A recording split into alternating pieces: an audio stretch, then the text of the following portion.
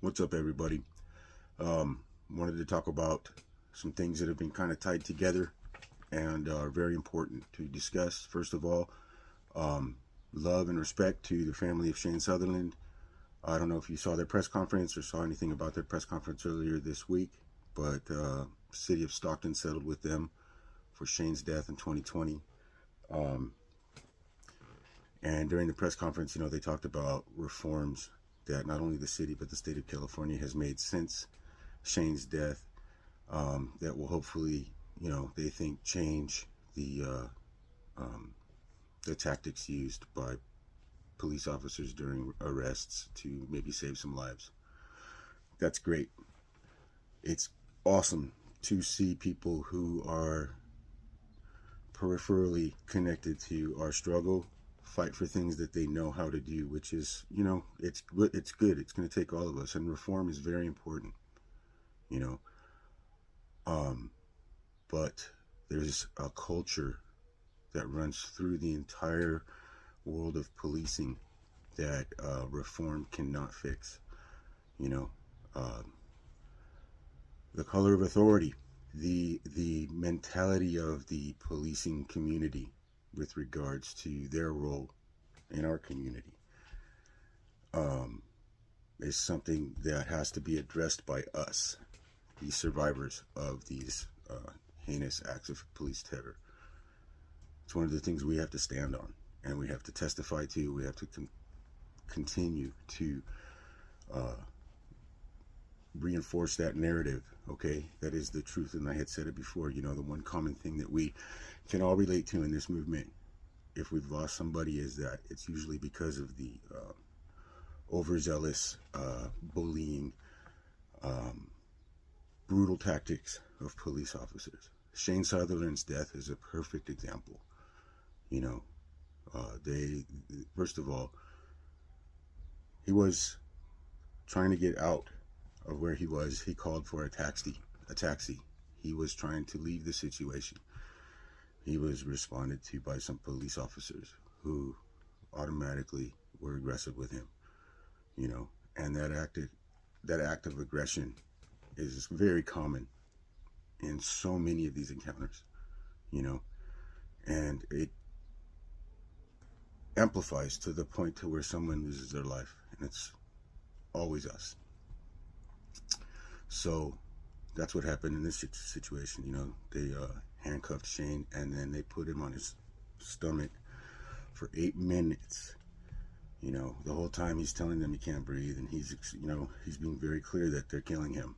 And for 4 of those minutes, they're leaning on him and pushing the air out of his body, with knees on his back, full body pressure, full body weight, suffocating him to death, which is exactly what happened. Now, this happened in 2020, okay? And the reforms happened. The state of California changed its laws or practices in 2021, but the damage has been done.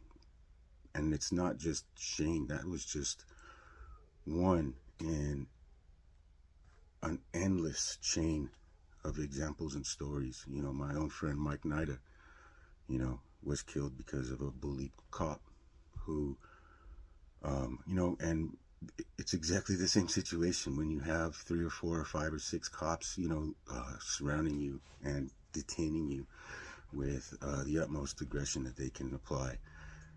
Your reaction is to just save your life. So Mikey ran, and then the cop who killed him tackled him down, finally found him, tackled him down, and when Mikey was able to get away from him, mano y mano, the cop got so mad, that Mikey's life was over. He went and got his MP5 and shot my friend in the back.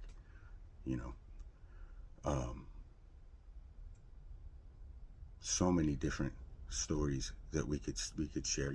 Last month in March, I did a lot of time talking about Martin Hernandez. Martin Hernandez was killed by a police officer with a grudge who was looking for him. And one of the things that I didn't talk about last month that I was just thinking about with relation to what we're talking about today is that the officer who murdered Martin had 2 other officers with him that day, but he sent them the long way around so they wouldn't be witnesses to what was coming next. because he knew that when he had this kid by himself in the alley, that was going to be the end of his story. You know, no witnesses except for, you know, anybody who could be coerced. And Martin died that day, and they withheld the ambulances even from coming to, you know, try to save his life or administer aid or be witnesses to where he was in the position that he was in. You know, just yesterday, we saw, you know, the remembrance of Michael Barrera, who was, by all accounts, you know, stalked by the officers who killed him.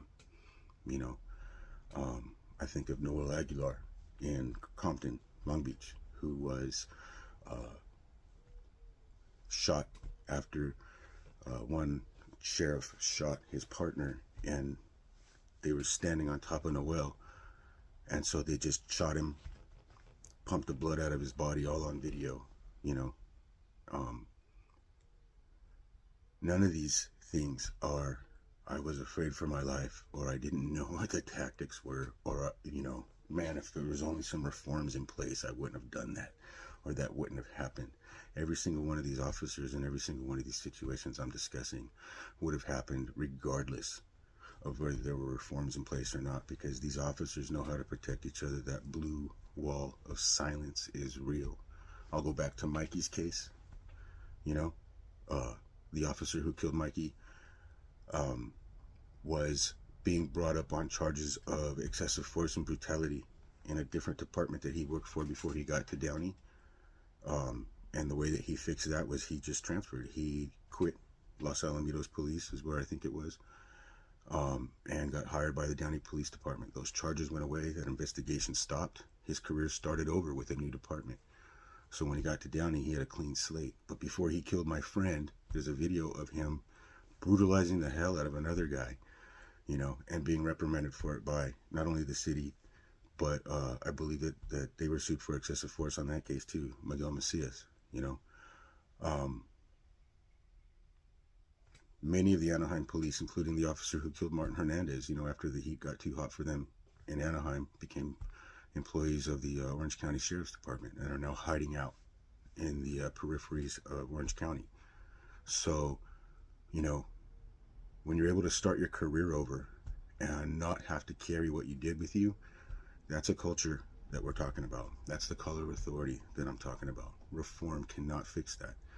You know, until reform is willing to look at the fact that we need to detach ourselves from entire cultures of policing that are contributing to the deaths of innocents. The deaths of innocents. Okay? So I'm all for reform, and you know what, especially if you're out there just sympathizing with what we're going through or seeing, you know, these horrible things on your screens, I'm down and I appreciate it. You know, we need reform, but those of us who know what we're dealing with, who know who we're dealing with, we need to never stop testifying to that fact. And when we live in communities that are being preyed upon by an entire culture of policing that is sees itself as superior to us, detached from our system of justice and retribution, then, you know, that's something that we really, really need to pay attention to. We need to be focused on, you know, perfect example right now, you know, we got the Sheriff's Department and the unveiling of the gang culture in the Sheriff's Department, right? That should be full force investigation. We should all be leading into that, because anybody in our families who've lost somebody to the Sheriff's Department knows why. Okay, so let's keep fighting, or speaking, or doing whatever you can where you can, okay, to testify to the facts, to the realities of the situation, you know, but with all gratitude to those of us who are fighting on different fronts. You know, solidarity means all of us at the same time. So thank you. All right.